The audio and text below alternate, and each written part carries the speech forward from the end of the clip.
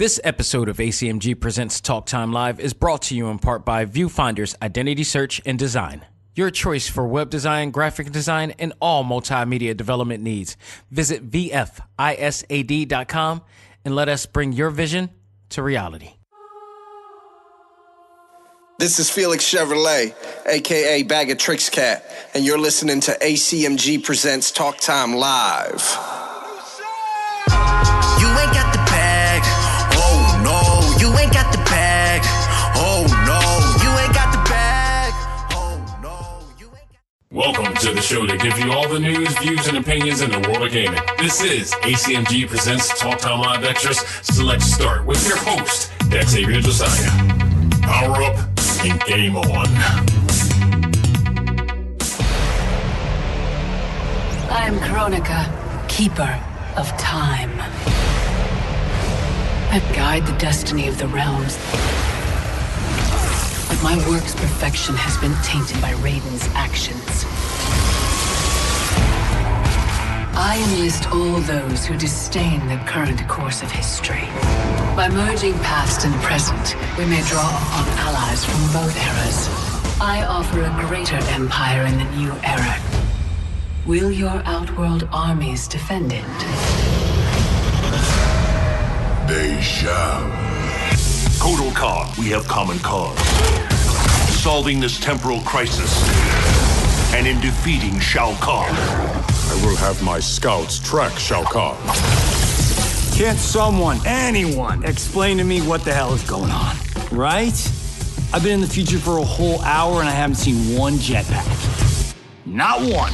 Ladies and gentlemen, welcome back. This is A.C.M.G. Presents Talk Time Live Extra Select Start. I am your host, Xavier Josiah, and happy in-game Eve, ladies and gentlemen. Yes, we are just a day away from the biggest weekend of possibly the summer, if not the year, and that is the premiere of Avengers Endgame, which we will definitely, without a shadow of a doubt, talk about this Sunday on Talk Time Live. But right now, we got something else we got to talk about that's also huge too. I mean, there's just a lot coming out this week. There's a hell of a lot coming out this week, but nothing bigger in the world of gaming than the premiere of Mortal Kombat 11. And I know Days Gone is out, and I gotta say it, I hate to be honest with you, but I'm sure it looks like a great game, but they came at the wrong time because one of the biggest franchises ever in gaming came out this week, and majority of people are hot on this game, and we're gonna talk about why. Now, the question is, are they hot on all of the games? Or every one of the installments as equally good? In particular, is the one for the Nintendo Switch actually good? That's the question I've been getting for quite a few people that known I was going to pick this up, that has been eagerly waiting to find out whether it's good or not, whether the reviews or whatnot are true. We're going to talk about that. And in fact, that may be one of the only things I talk about on this particular episode, because there's not that much news going on aside from Endgame coming out this week. By the way, do not spoil that for anybody. Hell, after playing Mortal Kombat, don't spoil that, at least not for a week, because there's a lot going on there. Well, again, we'll talk about that on that as well. I mean, it's just a lot going on. But I tell you what, if any news I'm going to bring up this week in the world of gaming, it's definitely just a little small news going on for those who own Super Dragon Ball Heroes World Missions. And that is, Bandai Namco actually announced that the first free update is available now, which includes 4 new SR rank cards, 4 new stages, new mission modes, and more. And when they say more, they have actually added the characters from the recent Dragon Ball Broly movie that we all loved and seen just recently. So that's awesome as well. If you haven't played this game, if you're a Dragon Ball fan, if you heard my review before, go out of your way to get that game. That game is absolutely awesome. It's one of the best card battling games I have ever had the chance to play in years. Not since, like I said, SNK versus Capcom card fighters. This game is just epic as hell, and it's so addictive to play. If not for my other games that I got to review and check out, I will be on it. And this is officially one of my big go-to games when I don't have anything to play. This is definitely officially one of my go-to games. And also let you know that a free demo is available to anybody who's interested in checking this out. So if you own a Nintendo Switch, go out of your way to download the demo, find out what we were talking about, and you will easily be addicted to this game. If you're, like I said, if you're a Dragon Ball fan, if you're a card battling fan, this is for you. Like, I hate the fact that they've kept this in Japan for so long, and it's finally here. It's better late than never. I got to tell you, absolutely awesome. All right, let's not waste any time. We are going to get right down to this. I had to write a lot of notes in reference to this because, and I was really trying to figure out how I was going to do this, but I just realized I'm talking about not the game itself, but the game on the Switch. And if you purchase this for the PS4 or the Xbox One, guaranteed, no doubt, it's an awesome game experience. All of the Mortal Kombats, all of the Injustice games have been all awesome on those platforms. PC, not really sure. Always hear they got trouble on PC when it comes to these type of games and the translation. So, screw them. But the Master Race, my ass.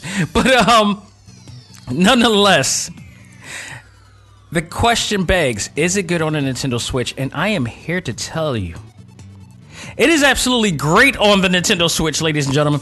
I was skeptical for so long, waiting for this, chomping at the bits. Did I waste $100 of my money to put onto this game? And take note, I don't like getting freebies. I prefer not to get freebies at all because I've had many guests on the show, different developers or whatnot on the show. I don't ask them for it because I want my honest, unbiased opinion. And I don't like to be bribed. I don't like to be, encouraged or influenced in any kind. I want to be I want to have a natural expression and emotion about a game that I paid for.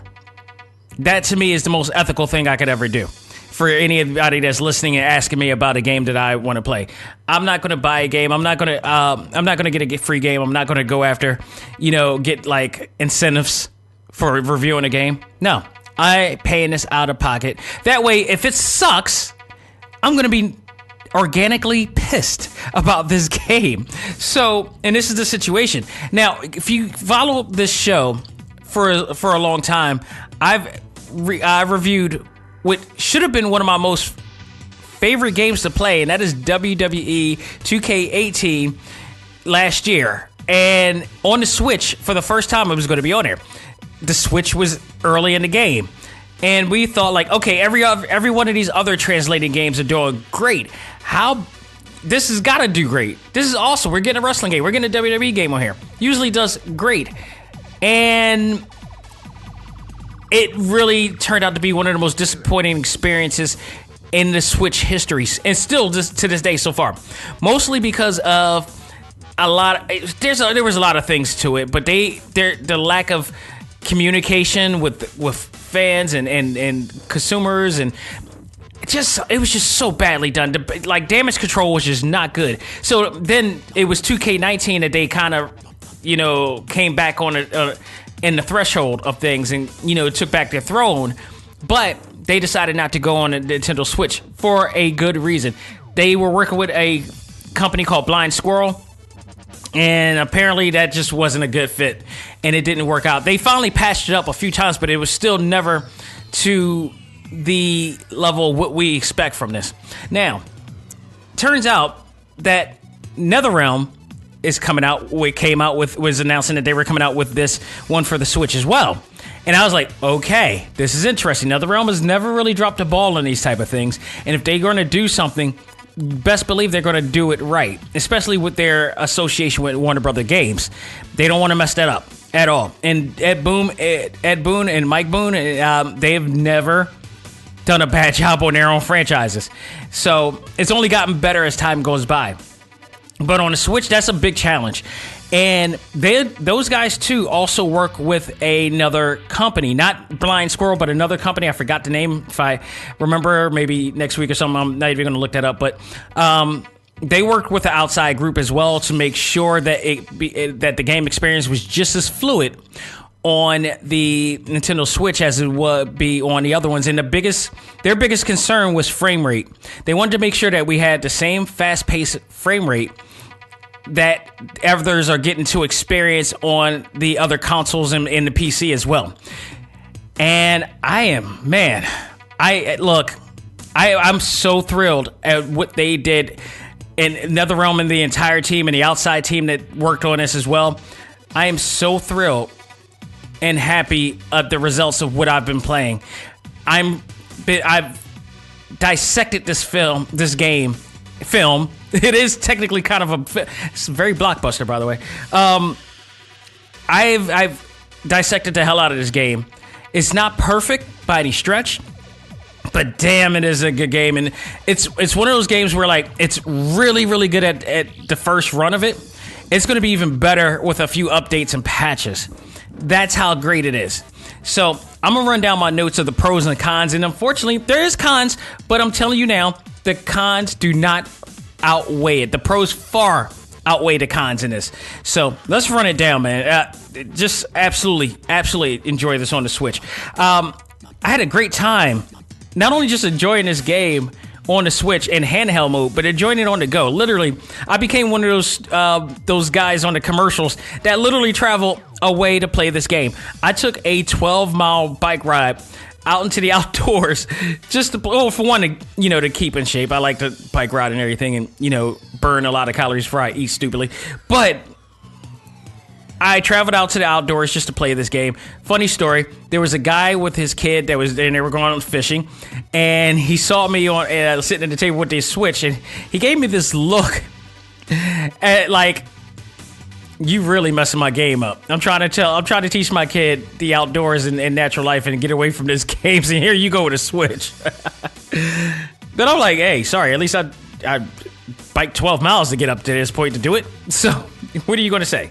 But nonetheless, so I actually had a chance to play it, and I'm outdoors too, so it's offline territory. There's no internet territory here, so I have no ability to get to the servers to get any of the end game prizes or whatever that you get for beating a certain match or whatever. So, but I can tell you what, the offline mode is just as good, and I played the story mode and everything. It's just absolutely awesome. Now, the biggest thing, like I said, Ed Boon stressed that he wanted to worry about and focus on frames per second more than graphic power. That's not to say that he was going to dumb down the graphics and the resolution or whatnot, but that frame rate means a lot, especially when it comes to playing online. That is a big focus. So there had to have been a little bit of a sacrifice, because in reality, the Nintendo Switch isn't as powerful as the PlayStation 4 Pro or the Xbox One X or S or whatever the hell the upgrade is. It's just not that powerful. But don't underestimate the Nintendo Switch, because some of the games that they're playing right now are direct translations from the PlayStation 4 or even a PlayStation 3. So it does have some significant amount of power, just not nearly as much as the 4K style of graphics or anything. So, but what they have is still fairly good, and in this case, the graphic power for the game was diluted, but it wasn't nearly as bad as I feared. And I knew this coming in that they were going to do this. What are they going to really sacrifice? What are they going to do? Well, we saw a little bit of a trailer for the Nintendo Switch version, and we saw how great this was, and people were really excited about it when they saw it. No, there was no bad anything. As a matter of fact, when you go on Facebook and you saw the icons, the heart, there was no laughing or angry icon here. It was just not. It was just people were really amazed. We finally got it, and it's surprisingly graphically really, really good. NetherRealm had to decrease the visuals with low resolution textures to allow the frame rate to go at 60 frames per second, and they did this successfully without sacrificing too much of the resolution and texture of it. So you still see, even though it went down a peg, you could definitely tell by some hair strands and textures of the hair strands and everything, but everything else, there's still a lot of detail, a lot of lighting, too much lighting, but that's because of the low resolution. The in some cases, but you can see a lot of detail, a lot of shine, shadows, all that stuff. You can still see all that. And then the frame rate is spectacular. It's not just great, it's spectacular on this handheld system. I've been playing hours on end to this game, and I'm so eager to want to play it after I finish this damn show to keep playing it and replay the story mode again, which we'll talk about that shortly. But I was so impressed with this game. There was no lag, at least for the offline mode, the story modes, the classic tower modes. There was no slowdowns, no lag times, none of that. There was none of that. I mean, it's not to say, again, it's not to say it was perfect, but majority of it is so on point. I was extremely happy and impressed with this whole entire thing. So, like I said, while the hair is a little bit frizzy with some of the characters, you could definitely see the character models in definition. There's a lot of great definition in this game. It's really surprising. I just really at all of this. The frame rate, like I said, is fast paced. It's just a great experience. Pulling off moves as good as the PS4 and the Xbox One, very fluid. Just as fluid. I mean, literally, because I play on the PlayStation 4 as well. And I've played, before I even played this, I played, Mortal Kombat X or XL before this to catch up with the story mode. And I'm playing this now. Virtually the same. Absolutely virtually the same. Every single move, there's no lags in the control schemes. There's no lags in the move sets. There's no lags in the animation. Everything is just on point. It matches virtually with every other system that you ever play. Phenomenal. I had no trouble pulling off special moves, combos, fatalities, anything that I was ever to put in input. I input it in there. Despite the differences in visuals, they managed to to transition from match to cutscene pretty well. There was like a little snag in between the cutscenes of the story mode, but nothing that you need to worry about. It's just, and in fact, the reason why I say it's nothing to worry about, because I've seen that in like the PlayStation 4 version. There's some snags in the transitions. When I say snags, I also mean pretty much like the audio transition from the fight scene to the fighting match into the cutscene. I've seen that in Injustice 2. So that's been a reoccurring thing that's happened a lot. So it's not a Switch thing by any stance. I'm pretty sure that happens on the PlayStation 4 and the Xbox version as well. So audio also was great, as well as no syncing trouble during transitions of matches and cutscenes. Just everything was on point. And again, surprisingly here, really fast loading during offline and online modes. I had no trouble with loading time at all. It was really fast loading, and I'm very happy about this. Like I said, if you play WWE 2K18 on the Switch, loading time is crazy. And the reason why I'm comparing those two, because the companies did the exact same thing in order to, transition this into the Nintendo Switch system. They hired outside companies to help do the transition of this system in. And when you contrast and compare the two, it's phenomenal. Like, these guys have done a great job with this. I've had absolutely no trouble. Again, there's like a little bit of a bug or two in there, but again, it's one of those things where like a patch or two down the road is going to make this game even better. There's way more positives than negatives for this game. So let's talk about this epic blockbuster story. And in all cases, yes, the Switch version is phenomenal, in my opinion. So this continuing story from XL, I gotta say, off bat, it is one of the best stories of Mortal Kombat history. This, after playing the story mode on day one and finishing it, I felt like I was watching a Marvel movie. I felt like I was watching the DC movie I wish I could have seen in the theaters. This was absolutely an awesome story here. And I'll break it down. And here's my thing. I will not spoil this movie. I will not talk about this. Maybe next week and down the line, I'll start bringing up things and referencing it or whatever like that. But it's such after watching this story, I had to go to my A.C.M.G. Facebook group and immediately say, do not talk about Mortal Kombat 11 because the things that are happening in this story are spoiler worthy.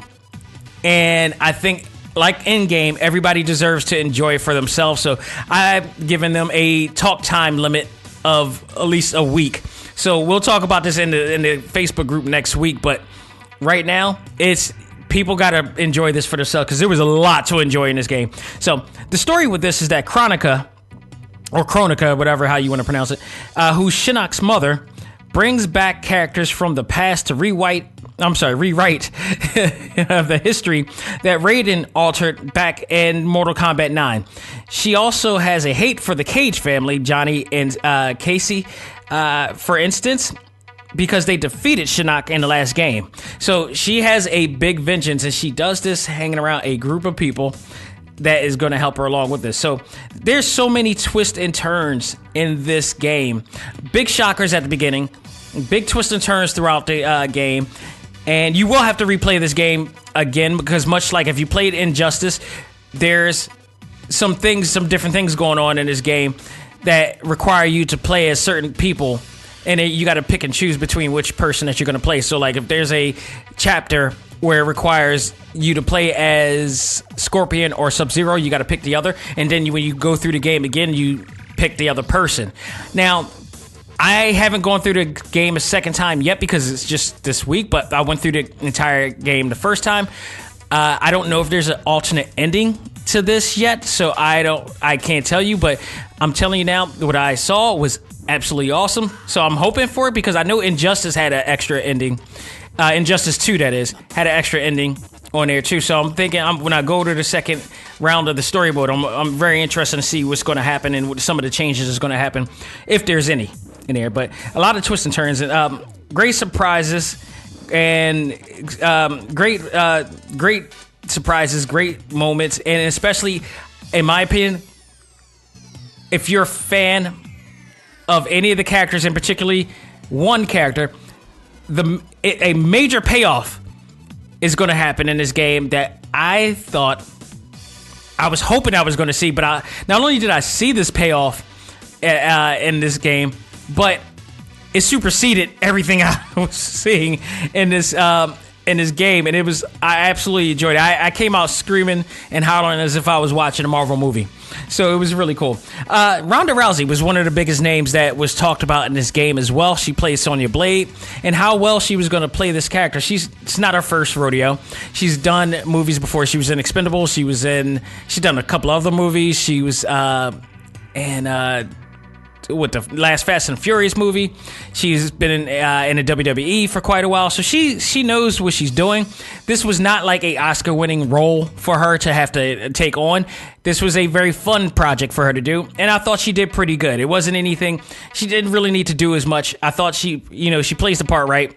I really believe that she thinks the part. She's a fan of the game, fan of the franchise. If you're a Ronda Rousey fan, then you know she's a gamer herself. So it really felt like she matched up really well. Now, was she better than the last Sonya Blade that played in the game? I don't think so. I did like the last voice of Sonya Blade. I thought she did a great job, but they want star power, so that's what they did.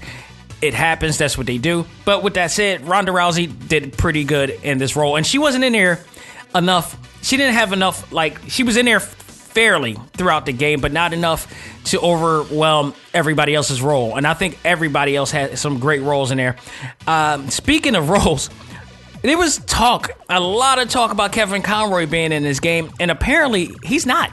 He's not the voice of Scorpion like everybody thought he was going to be. In fact, the original voice of Scorpion is in this game, and rather they haven't revealed it yet or not, but I thought it was very interesting that he was not a part of this, like everybody said. And there was these reports in this game.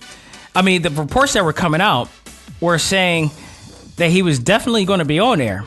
And I looked at IMDb, and no, he's not. He's not anywhere near in this game at all. In fact, the guy who plays Scorpion is Ron Yeun, who I believe was the original voice of Scorpion in the first place.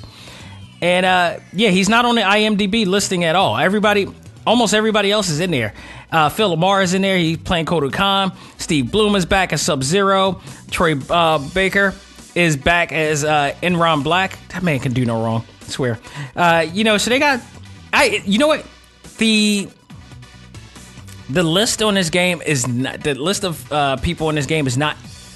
It's the same as what we all expect, but not nearly as blockbuster as what I thought. In fact, Carl Weathers played Jax on the last game, but he's not in this game. But with that said, the guy who played Jax on this version, I thought he was absolutely awesome. He did such a great job in this game. And let me see if I can get him, if they have him on here, because it was a really, really great performance. William Christopher Stevens did the voice of Jax, and I thought his role in this game and everything that was going on with Jax was so good.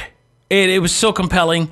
Everything that he was going through, I don't want to say too much it was going on too, but since the last events, he's been traumatized. He's been going through some sort of trauma that he's dealing with, and they talk about it in the beginning of the game too, but it branches out throughout the rest of the game.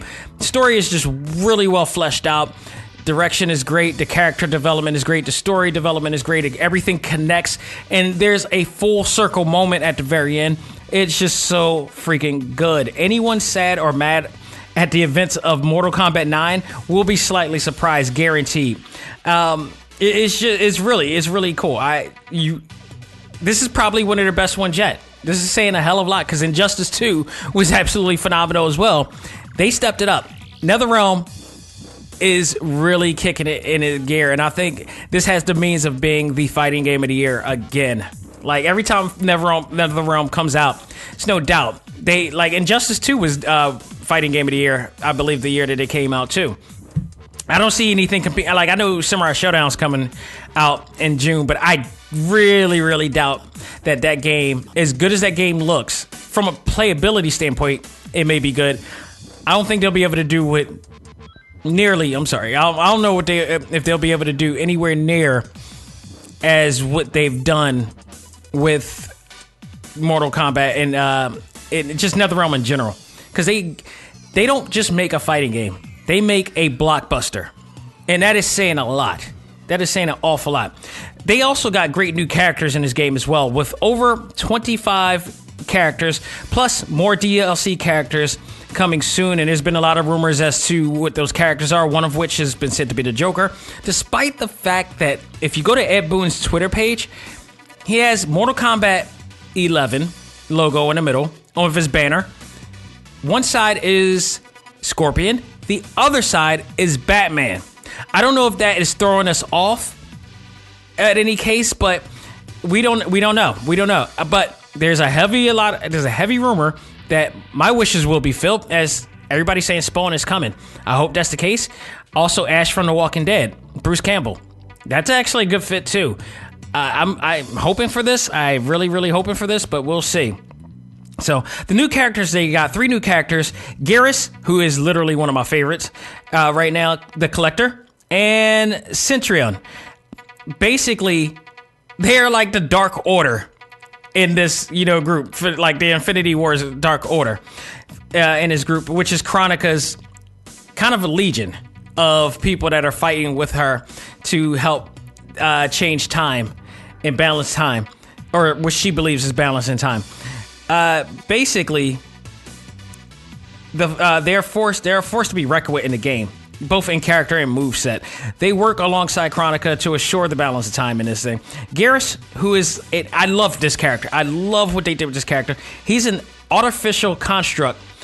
At the beginning, he claimed him to be a Goro character. He really is the new Goro character in this game, but I think he is way more powerful than Goro. And in fact, he's a beast. His moveset is crazy. He can control time and space, and every time he is killed, he comes back to life even stronger. So technically, he's part Saiyan in this case. Centurion is a goddess of virtue, the guardian of life, and Shinnok's sister. She provides a wide range of elemental attacks. And the Collector, just a dude with like 6 arms and just able to just tear you to limb with them. But he is a outworlder that used to work for Shao Kahn, and he's a thief. But now he's working alongside these guys to help collect and gather everything they need to get, help Chronica. But all of them are great as far as character and gameplay. They're absolutely great. And speaking of gameplay, you can't get any deeper than this game when it comes to the gameplay. They give you a choice of 2 different move sets per character, plus your ability to customize your own move set when you do the customization mode as well. So that's one little feature that they have, which is something common for most Mortal Kombat games. They also have Fatal Blow, which is an awesome, amazing, and easy to pull off move that actually, when done, it takes a lot of energy from your gauge. It's really like you got to time it around. You can actually use it once per match, and which means that you have to be strategically as possible. It was kind of like last year's or the last 2 years version of the X-ray mode, but the difference is this time around you could only use it once. And, at the original 2 games, you could use it twice to do that. So that's one thing. They also have what is called the brutal move too. The brutal move is like their new X-ray mode. So at any time in a match, you could use one of your normal moves, whether uppercut or a really hard kick, and that also takes a lot of energy from them too. It changes it changes your entire aspect of the match, because if you get hit one of these things, your energy is going to be taken down like 30, maybe like almost 30% of your energy is going to be taken down from this. So you got to really step up because you got hurt hard. And that's kind of cool because it really gives a kind of real fight aspect to it. Like, say if you got a liver kick, or you got punched in the side or the kidney or whatever like that, you're not going to be you're going to be breathing heavier. You're not going to have the same stamina as you used to. So they kind of played on that, and I like how they did that part right there. Once again, NetherRealm allows you to tag up to 10 moves in the game. So if you go into the actual option mode and you look up the move set, if you can't remember a move, you can hit the tag button, whatever button that is per whatever game system that you're using, and you can lock in that move, and it'll show up on the screen, making it easier for you to pull off, and it doesn't overwhelm the entire screen either. They did it in a way that's very subtle, which is cool, and you just put it in there until you actually start conditioning yourself to remember how these moves work, because there are a hell of a lot of moves per character in this game. And of course the fatalities, which we all seen them prior to the game's release. A lot of fun to pull off and very user friendly as well. So the gameplay also rocks. This was the great part that I loved. And I think you could tell that they put a lot of detail into this part of it too. Each of the returning characters in Mortal Kombat have new and improved moves, which actually helps you to develop the character more in their personal story. So, I realized this more on Kotal Khan. I've realized this in Scorpion, Sub-Zero, and especially Cassie, where if you played last year's game or the year before, if you played any of those games and you see that there's a evolution in the character based on their moveset. Cassie now uses, more tech. She's kind of like a tech geek in this case, where instead of using her actual, hereditary mystic ability like Johnny does, she relies on using drones and guns and all types of other tech, which I was kind of frowned upon on the last game because it just didn't appear to be a lot fun. But she's now integrating her powers and using tech at the same time. She's a lot more fun to play this time around than I believe as she was in the last game. I like her moveset a lot more this time. It's a balance between her powers and the guns and the tech and everything that she used. So I really like what they did with her, and it really shows how much she has grown since the last game. Sub-Zero and Scorpion as well. They now have new, moves in their repertoire as well. Plus, you could, again, like I said, for customization, you could pick even more moves sets to be added on and enter them, add them to the slots. I don't know how many slots you're awarded to in this game, or whether you're able to get more through upgrading and getting all the gears and items, but nonetheless, I think it's a really great thing. Kotal Khan is really good. I liked playing him before in XL, but this time I really, really like him because for some reason he now turns into a panther, a Aztec panther. When the hell was he able to do that, and why couldn't he do that in the last game? But I'm happy that he could do that now.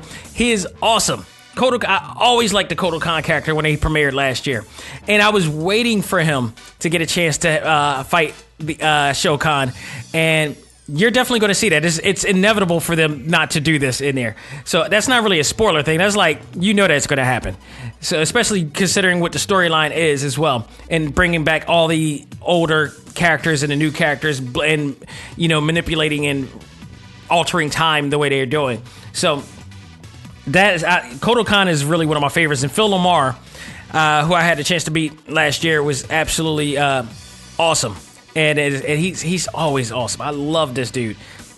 Just amazing. He's such an amazing talent.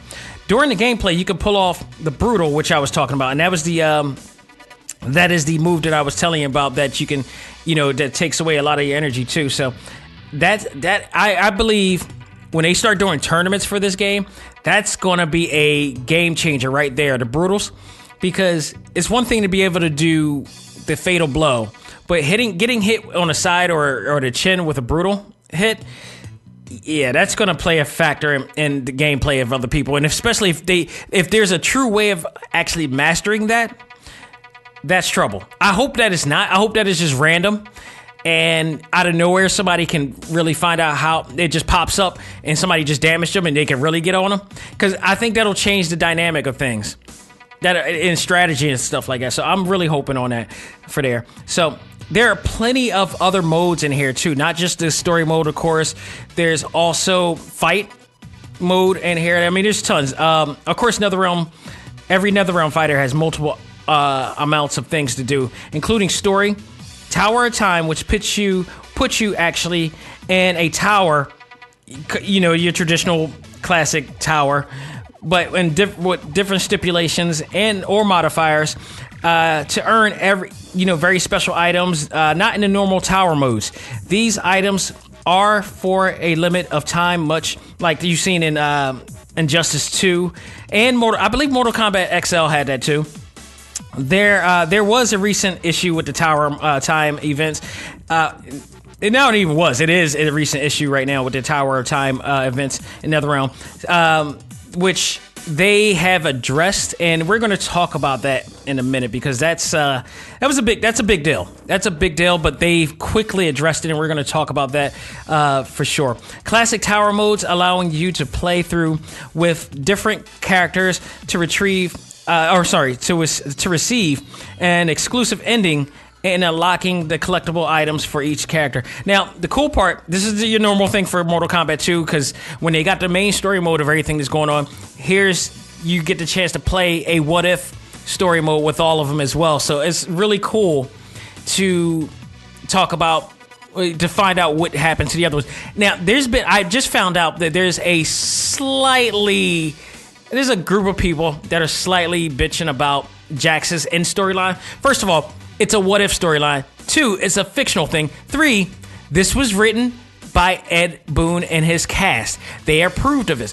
Ed Boon is, as far as I know, Caucasian. I don't know if he's mixed with anything else, but he approved of this. Jax's ending, there's a controversy about his ending because of him going back in time, and, spoiler alert, by the way, for this one. He goes back in time and frees slaves. And some people are going to cry about it. That's on them. Whatever. If you look at first of all, people always want to just cry and bitch about everything. And there's one thing to make a complaint. There's one thing to make an argument. But people do it so loosely to a point that they don't look thoroughly at the situation. And in Jack's situation, why wouldn't you want to free slaves? Why wouldn't you want to take over a thing? And I get it. That's his view. There are other cryptic views in this as well. And I'm not saying his is cryptic, but in a sense, he basically, that's what he done. He went back in time to free slaves to make it an equal environment for everybody, for people to be able to live freely. I had no problem with this. Ed Boon had no problem with this. That's the way he did it. I am more happy that he did. So it's a what if at best. There you go. So There's also crypt mode as well. Of course, there's always a crypt mode. This one I love. I really, really enjoy what they did with this. This version of crypt provides a new dungeon explorer experience with a sort of a kind of a new character. He's just like a dungeon dweller, pretty much. But he looks like a ninja going into a dungeon that is which he also greeted by Shang Tsung. The great part about this, Shang Tsung is played by none other than the iconic actor Cary Hiroyuki Tagawa. That name sounds familiar. He is the original Shang Tsung from the 1995 Mortal Kombat film by New Line Cinema. One of the major reasons why that movie was so hot was because of him and his portrayal as Shang Tsung. And he also reprised that role on Mortal Kombat Legacy as well. So he's continuing it off again. And actually, this time around, what's cool is that this version of Shang Tsung looks like Shang Tsung. And if you've already heard, he will be a character, one of the DLC characters in Mortal Kombat 11 as well. As well deserved. Big part of this series. And yeah, he's part of the reason why that movie was so successful back then. I just watched that movie, I think the day of or the day before. And that movie, I don't know why, it still holds up. You know it's cheesy. You know it's kind of campy. Not worse. It's nowhere near as bad as Big Trouble in Little China. Yeah, I said it. But it still holds up. Goro and the puppetry and all that stuff. It really does hold up pretty well. I'm really surprised at that. Interesting thing. Earning money through towers in story mode allows you to open chests and unlock various items. You're very familiar with this in that mode. So that's crypt mode right there. Fight mode allows you to play local and online matches. Customize, which we talked about briefly, allows you to customize each character with multiple skins and gear items you unlock in the game, as well as story mode. I'll talk about that in a second. In the game to make your own version of each character.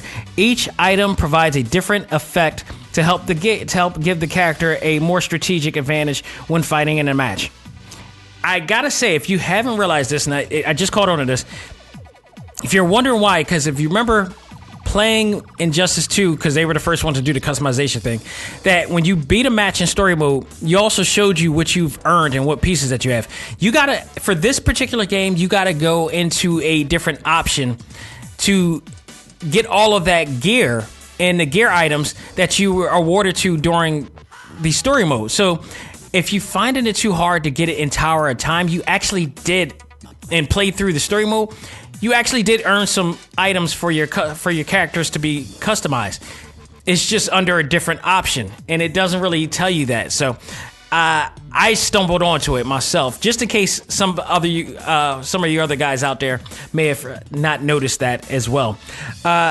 Also, they have a mode called Learn, which is, of course, your training mode. It has practice, tutorial, and fatality training as well. So you could, the thing about the fatality training, if you go online to find out how to do the hidden fatalities, the bad thing is it doesn't automatically unlock once you do it, just like it did with the previous games. Because if you unlocked a hidden fatality, it automatically unlocks and you'll be able to see it in your option move list.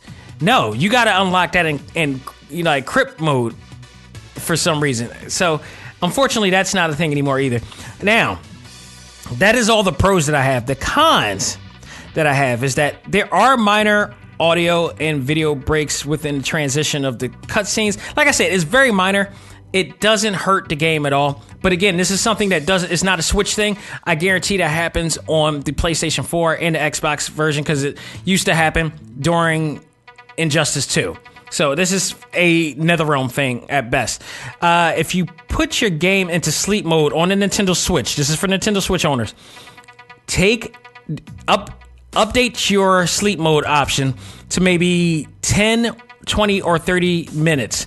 Because what happens is, especially if you're playing, I can't speak for the story mode, but if you're playing the classic tower mode or the Tower of Time and it goes to sleep on you, once you put it back, you're automatically cut offline. Your connection offline is cut, and that means it'll take you back to the select screen to get back online. Not only that, you won't be able to get any rewards that you were owed if you play offline from that point. So that's something I'm like, maybe they should fix that.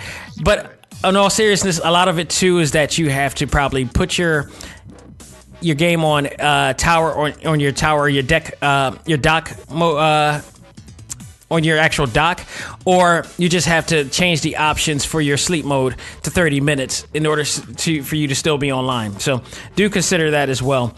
The brutal difficulty and the tower of time mode is insane. Like, when did medium become the new very hard?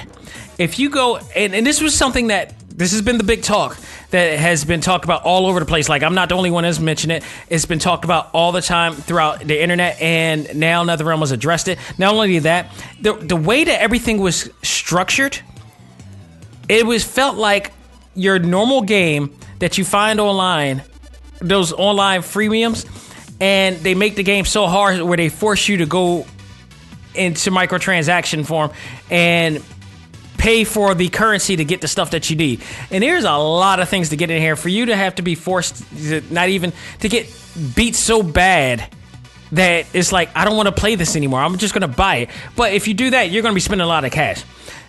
According to a Newsweek article, they stated that it could cost up to $6,000 to reach 100% completion of the game items if you go that route.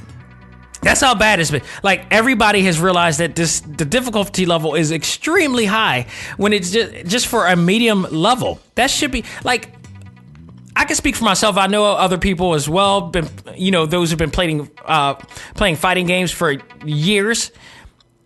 We know the difference between, very easy, medium, hard, and very hard. That medium is hard, if not damn near very hard when playing. They don't admit to it, but it really felt like that they set it to a higher AI. Medium should not feel like that. Medium has never felt. If you go back in Mortal Kombat XL, you put it on medium setting, it is not that hard. Nowhere near that hard. If you go to Injustice or Injustice 2 or in Mortal Kombat 9, not that hard on medium. You go to DC Universe versus Mortal Kombat, not that hard on medium. Man, I swear to goodness, that thing beat the living crap out of me.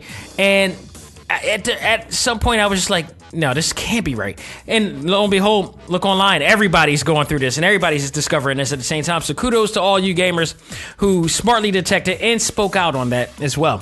So they also said that it would take up to 4 hours, which is like let me put it like this: 4 hours to gain 760 time crystals. Now, time crystals are the in-game currency that you earn to buy the gear items for your character.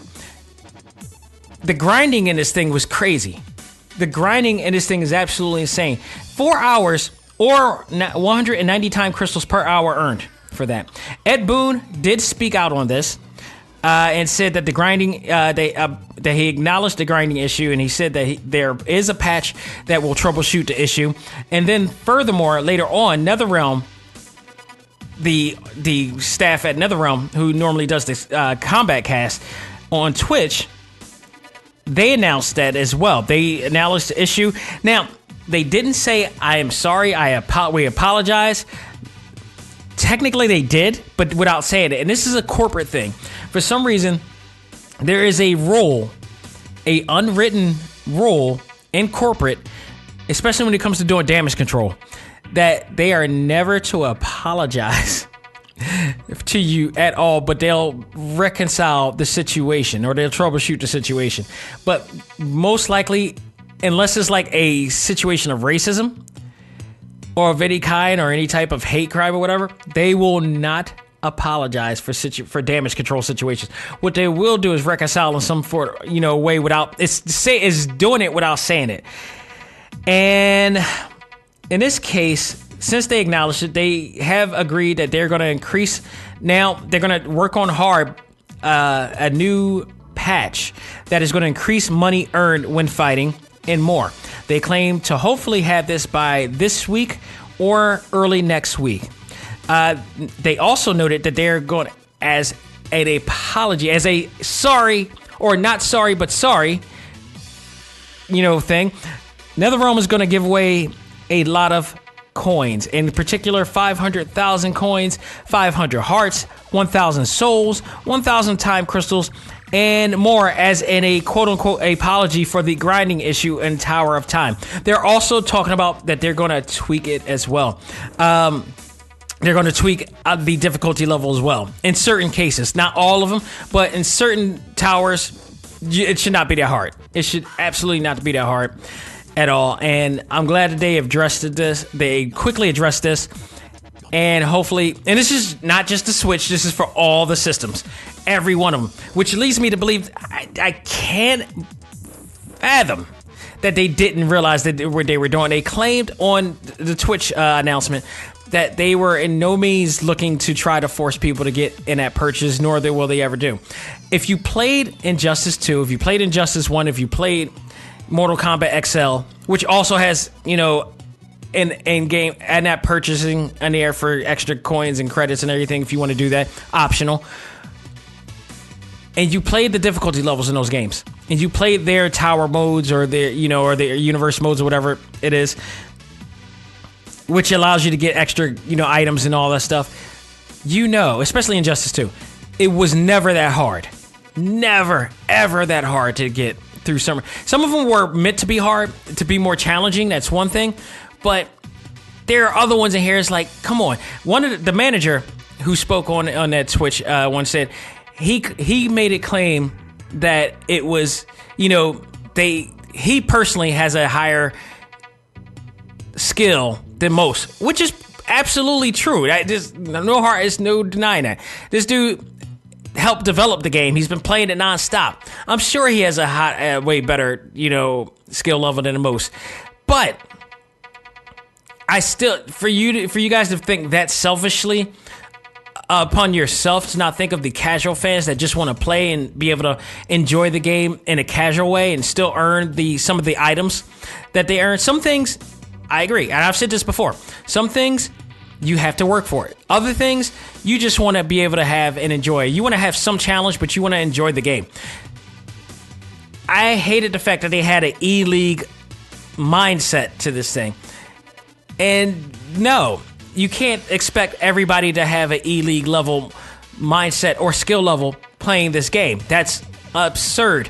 You got to remember, you also have a casual fan base that loved the franchise for years. Not to a point that they want to play it like a sport, but to a point that they want to enjoy the game, enjoy the story, which you can. The great thing about it is that, yes, you can enjoy the story on very easy or easy. Easy is very challenging too. You can enjoy the game on the classic combat using very easy. You can enjoy the story mode on very easy and still enjoy all of that. So, but for those who, you got all these items, you got over hundreds and hundreds of items to customize your characters and that you want to check out and you want to be a part of, you want to play, but you can't get them because they're so damn hard. So, yeah, it's just, I don't know. They claim that it wasn't intentional. It just, everything that's about it just felt was. But again, they resolved it. More kudos to them. They're giving us, apology coinage in currency, which is great. This is the type of thing that they're giving it. I felt like they should have given us already, especially to those who already got the season pass. This is like a good Kickstarter type of package, like you would in certain other games to get this. But it is what it is. So hopefully we'll see the patch tomorrow or next week. But the patch will be coming very soon and shortly, and hopefully that will add on to the fun that I have for this game. So overall, despite the slight decrease in resolution for the Switch, it doesn't take away from the fun and impact everyone involved put together. And everybody in NetherRealm and the other group, commendable. Definitely commend themselves for what they have done. I absolutely commend them for all that they have done here. It's absolutely awesome. This is a great game on the go that gives you all of the content you expect from the two powerhouse consoles, that being the PlayStation 4 and the Xbox One. I don't understand why you couldn't. If you're a big fan of Mortal Kombat, you got the home version. and you got a Switch, you want to play it on the road, this game is for you. The online matches do have lag time in there. I do want to point that out. Some of the Tower of Time matches, which is online based as well, I believe, there was some lag in the beginning. So that's something I hope they patch up as well and get that together. So, but otherwise, the offline mode, no lag times at all and everything. They will need to work on it, but I think a patch or two will make this game an even better experience. But it's so much good in this game than it is bad, and that I love it. If you're a fan of the graphic power that is shown on the other two, definitely go out of your way to get the PlayStation 4 version and the Xbox One version. You won't go wrong. However, if you don't have a big hang up on minor graphic limitations, you will have every bit as fun with this version as you would the others, especially if you are not an online gamer. By far. If you love the game so much, why not buy both and have it on the road? Because that, honestly, I'm not a big hang up on it. Because of how actually good the graphics in here is, I don't mind just having this one myself in particular. I can stick with the Switch version and not have to get the other one because I know it's great, but the graphics, the low resolution and the definition, it's not nearly as bad. It's really way more better than I thought it was. I'm very impressed with what they were able to do with this game. So I'm cool with the Switch version only for me. I don't need to get the actual, because it will only be for the graphic upgrade. That's it. And it's like, I think the one in the Switch is enough for me to do. I have no trouble with that one. It's awesome. So overall, I would say right now it's a definite B+. I think if they, with the patches and everything, I would even up it to like an A-. But is this a perfect game? No. Is this the best game on the Switch? No. But this is another reason why you should get a Switch. If you're a fighting game fan, there's a ton of fighting games on the Switch. You know this because you listened to the show many times. And absolutely, this is just another notch in the gun of Nintendo. And I know Nintendo is very happy. In fact, I did see that they did send out a shout out to NetherRealm for bringing it to the Switch. It is absolutely awesome. They're making a lot of cash off of this. And what else did I say? Go out there and get it, people. Definitely. That will do it for this edition of A.C.M.G. Presents Talk Time Live Extra Select Start. I hope you guys have enjoyed this episode. I hope this was enough information for you to go out and get it yourself. I spoke to a client of mine who wanted to know about it. I gave him a little bit tidbit. This should give him the more reason to get it now. So, this Sunday, what else is there to say, people? Avengers Endgame. This is it. This is absolutely it. This is the final road. We've waited this long. Hopefully, nobody has spoiled it. Hopefully, nobody isn't a stupid, sexless geek that decided that they wanted to spoil it for everybody just to look cool, when in fact it's not. But we're getting to this road. We're going to talk about it. I'm going to review this. I believe I got my good friend Joe Rinaldi that will be with me talking about this movie as well. He's going to see it this weekend as well, of course, as I will, and we will talk about what we thought of it and what does this mean for the future of Marvel Studios and the Marvel Cinematic Universe. So stay tuned for that. It's more. Thank you guys for supporting us as always. Shout out to my clients, Zapinda Shine Davis, one of my clients. She just started or evolutionized her events planning company, and which I was happy to help brand that company as well. You guys can go out to shiningmomentsevents.com and check it out there. If you're getting married, if you have a big special event, she is the one for you. Also, another shout out to my other client, Cecilia Genier, who, if you're in the Philadelphia area, you're in for a treat. Coming to a food truck near you, she is a great French Creole chef, and she is going to be making you some of the finest spring rolls, amongst other things, as she has her company Rolling with the Springs, or Rollin' with the Springs for that matter. The great New Orleans taste is coming to Philadelphia very soon, and I've already got some great feedback from people. I've taste tested it myself. My God, lobster, crab rolls, and spring rolls. Chicken Parmesan spring rolls, cheesecake spring rolls. Trust me, you're going to need to find this woman somewhere in Philly. She's going to be in a lot of food expos soon, so shout out to her as well. I'm very happy with the people that is going to be in our in our Philly area representing as well. Please keep checking us out. You can follow me at Xavier Josiah on Instagram. You can check us out on the ACMG Facebook group at facebook.com/groups/ACMG1. You can also check out this show on TalkTimeLive.com, iHeartRadio, iTunes, Stitcher, Google Play, Podbean, and YouTube. Check us out. Keep supporting us. And thank you so very much for the support. Ladies and gentlemen, that will do it for myself. On behalf of myself, this is Xavier Josiah saying, learn to let go, live life, and love all things anime, comics, movies, and games. This is ACMG Presents Talk Time Live. We are out of here. Talk to you on Sunday.